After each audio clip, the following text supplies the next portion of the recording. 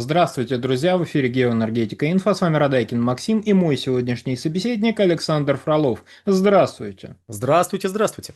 Энергетическое разделение Украины. Столица Украины, еще целый ряд городов страны, погруженные в крупнейший в истории коммунальный кризис. Обстрелов энергетики нет уже неделю, но сообщения об авариях не прекращаются. Что происходит с энергосистемой Украины и почему она не восстанавливается так же быстро, как это было раньше? По касательной уже накрывает соседние европейские страны. Александр, вам слово. Да, дорогие друзья, я думаю, все читают новости, все видят, что там происходит, но тут ситуация двояка. То есть, с одной стороны, понятно, что Украина в ее нынешнем масштабе, при том как территориальном, так и промышленном, так и по количеству населения, Украина – это уже далеко не та страна, которая была в 2021 году, а уж если сравнивать с годами 13-м, 8-м, а уж тем более 90-м, мы получим вообще какое-то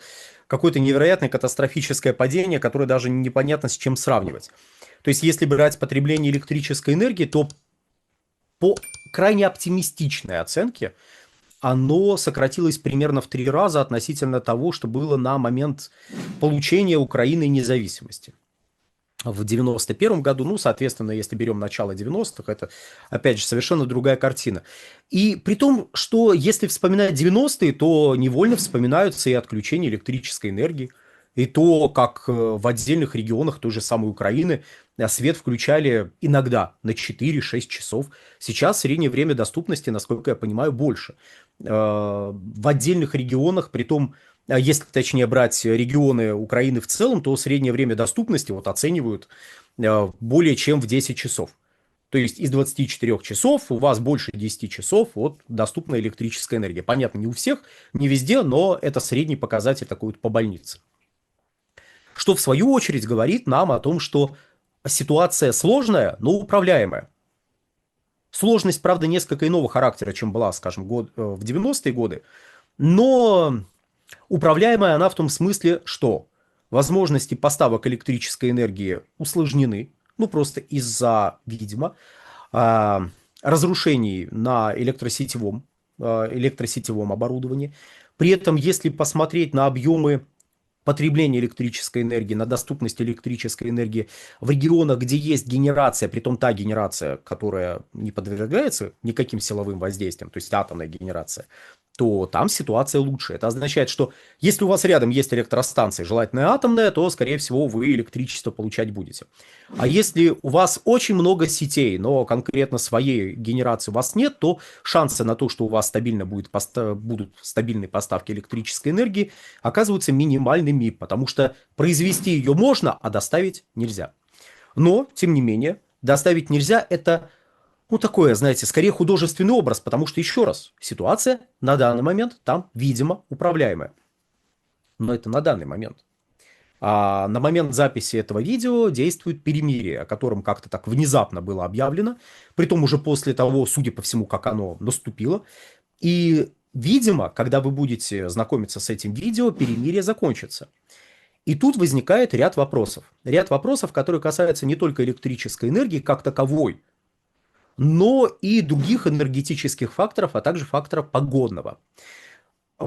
Первая неделя февраля обещает быть самой сложной с точки зрения температуры для подконтрольной Киеву территории. Потому что во вторник и в среду температура будет ночью опускаться до минус 20 градусов. Понятно, что в разных областях Украины может конкретный показатель на термометре быть несколько отличающимся от этих минус 20 градусов, но общая ситуация примерно такова. Притом, году в 13-м, точнее в начале 13-го года, было довольно резкое похолодание в целом по Европе и на Украине тоже. И тогда украинская энергосистема, и в целом украинская энергетика столкнулась с большими сложностями. Просто из-за того, что похолодало. 13-й год. Надо ли пояснять, что в 13-м году с точки зрения электрической энергии можно было получать электрическую энергию из России, из Белоруссии, а не то, что сейчас. Венгрия, Словакия, и другие страны, вроде Румынии. Польши. При том, что Румыния, Польша, Венгрия и Словакия с точки зрения объемов производства электрической энергии это немножечко не Россия и даже не Белоруссия образца 2013 года ввиду того, что если вдруг проблемы возникнут, они возникнут у всего региона, а не только персонально у Украины. У соседей тоже возникнет рост спроса на электрическую энергию, рост спроса на энергоносители, потому что вряд ли вот эти температурные режимы, они будут локализованы пространством, которое контролируется Киевом. Нет, скорее всего, у соседей тоже похолодает. Им тоже надо будет больше электрической энергии. А с точки зрения возможного профицита производства электричества, перечисленные страны уступают Российской Федерации, которая могла поставить, пусть не все необходимое просто из-за ограниченности электросетевых мощностей, но значительно помочь украинской энергосистеме. Но в 2013 году также и объемы поставок газа были гораздо больше. Тут, правда, можно возразить. Но потребление электрической энергии сейчас ниже. То есть то базовое потребление электрической энергии, которое не зависит от погодных условий. Да, разумеется, если у вас минус 20 и у вас есть электричество, но, скажем, проблемы с отоплением, скорее всего, вы включите обогреватель и таким образом увеличите спрос на электрическую энергию, при том, что таких, как вы, будет, весь ваш подъезд, соседние подъезды. И хопа, в момент возрастает спрос на электрическую энергию, который нужно будет еще удовлетворить. Однако, базовый спрос гораздо ниже,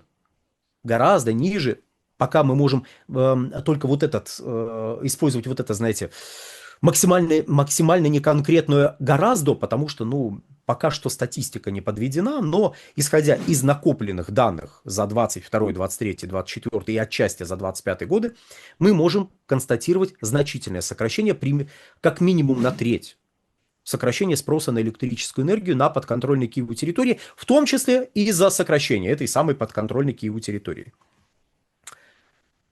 И в общем и целом спрос даже из-за скачка, который произойдет во вторник, в среду, может произойти во вторник, в среду, даже из-за этого скачка спрос будет ниже, чем был в 2013 году. Но тогда энергосистема была целой, поставки газа осуществлялись непрерывно и им ничего не мешало. Доступность подземных хранилищ газа была стопроцентной для территории Украины. Но тут еще один момент. Потребление газа было больше. Притом примерно в 2 раза больше, чем сейчас. Даже если бы мы взяли не текущую подконтрольную Киеву территорию, хотя зачем? Будем брать только подконтрольную Киеву территорию, и ее объемы потребления газа примерно в 2 раза ниже, в том числе в зимний период, чем были году в 2013. И это расхождение довольно существенное. Но при этом, то есть, если бы инфраструктура была доступна в том же объеме, в котором она была доступна в 2013 году, то такое же похолодание не так больно ударило бы, просто потому, что вам просто газа надо меньше. Электричества меньше, газа надо меньше. Но мы тут говорили только про электричество, а теперь мы переходим к газу. А что с газовой инфраструктурой? А с газовой инфраструктурой все очень сильно непонятно. Так, например, если ориентироваться на объемы отбора из подземных хранилищ на Украине, то мы увидим, что они довольно скромные. За первые 4 недели 26 года объемы отбора из ПХГ Украины составили около 1 миллиарда кубических метров. Много это или мало? Это мало. Это мало. И возникает вопрос. Это мало из-за экономии? Или это мало из-за того, что нет технической возможности полноценно осуществлять отбор? Чтобы проверить, чтобы, так сказать, найти ответ на этот вопрос, давайте присмотримся к объемам импорта газа. В общем и целом ситуация в газовой отрасли Украины сейчас напоминает ситуацию начала 2025 года. В том смысле, что транзит российского газа прекратился. Значит, нужно на 100% зависеть от физических поставок из-за рубежа, если вы прописываете импорт. Раньше можно было отбирать газ из транзитной трубы, но при этом записывать, да-да, мы импортировали из Польши, или из Швейцарии, или еще откуда-нибудь. Но физически это газ шел вот транзитом, и вы брали его оттуда же. Технически это гораздо проще. А тут вы с 1 января 2025 года стали зависимыми от физических поставок из-за рубежа. Притом, не сказать, что текущие погодные условия на 100% напоминают погодные условия начала прошлого года, но текущие объемы импорта кратно выше того, что наблюдалось в январе 2025, что в свою очередь говорит, ну, ниже динамика отбора из ПХГ, объем импорта выше. При том, что поводов для роста спроса на газ, ну, в целом, знаете, промышленность вдруг начала развиваться, или там население вернулось, все, которое убежало и стало потреблять больше газа. Нет, этого всего нет. Базовые объемы потребления газа все такие же низкие, как были последние вот почти что 4 года. Отчего вдруг за неделю приходится импортировать 180-190 миллионов кубических метров газа? С чего вдруг при минимальных, ну относительно низких объемах отбора из ПХГ? Судя по всему, возможно, именно судя по всему, объемы отбора поддерживать на том уровне, который требуется сейчас Украине, не получается.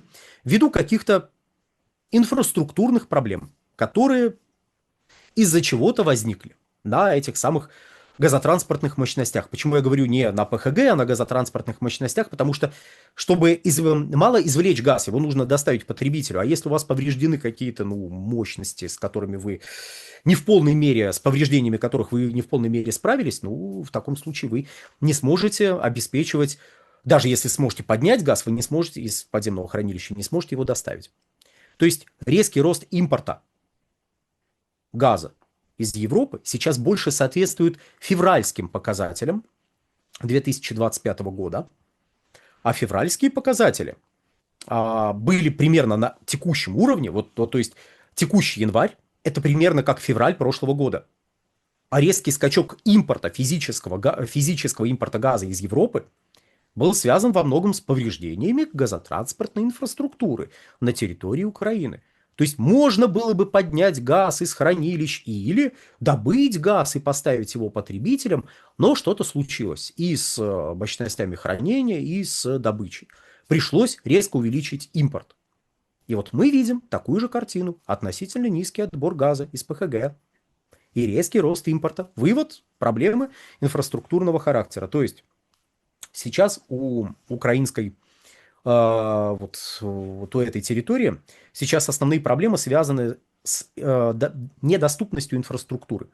Во-первых, электросетевое хозяйство сильно повреждено, не разрушено полностью, но сильно повреждено, и поэтому вы можете производить электричество, но доставить его тяжело. Вы можете добыть газ, но доставить его тяжело, или, кстати, не можете добыть, тут тоже есть варианты. И приходится импортировать газ, им приходится импортировать электрическую энергию, но тут нужно понимать, что и экспортировать ее тоже Украина продолжает. Так уж получается. Вот так эта ситуация, так эта система работает. То есть Украина, конечно, нетто-импортер, но она иногда и в соседние страны поставляет электрическую энергию. Однако грядущая неделя – это будет большое испытание для энергосистемы Украины, потому что резкое похолодание спровоцирует резкий же рост спроса на электрическую энергию. Ввиду проблем с отоплением, ввиду проблем с коммунальным хозяйством как таковым. И возникает вопрос, а может ли помочь малая генерация, которую вроде как доставили из стран Европы, и даже по некоторым оценкам там гигаватт или даже больше гигаватта этой малой генерации. Мы не знаем, сколько в реальности. Потому что буквально воспринимать те данные, которые кто-то там нам сообщает из-за рубежа, не стоит. Нужно всегда думать плохое, то есть что этой генерации больше. Но даже если гигаватт, то она же не может работать сама по себе, это генерация. Это во-первых. То есть для нее нужно топливо. Какое топливо? Скажем, дизельное топливо. Есть возможности где-то хранить дизельное топливо в необходимых объемах и доставлять его до генераторов? Наверное, есть. Александр, большое спасибо за комментарий, друзья. Подписывайтесь на телеграм-канал Геоэнергетика Инфо. Подписывайтесь на телеграм-канал Александра Фролова. Ссылка будет в описании и закрепленном комментарии. Там же будут реквизиты для желающих финансово поддержать наш проект, чтобы мы и дальше также бодро вещали на всех площадках без монетизации, исключительно благодаря вашей финансовой поддержке на Sponsor.ru. Спасибо, до новых встреч.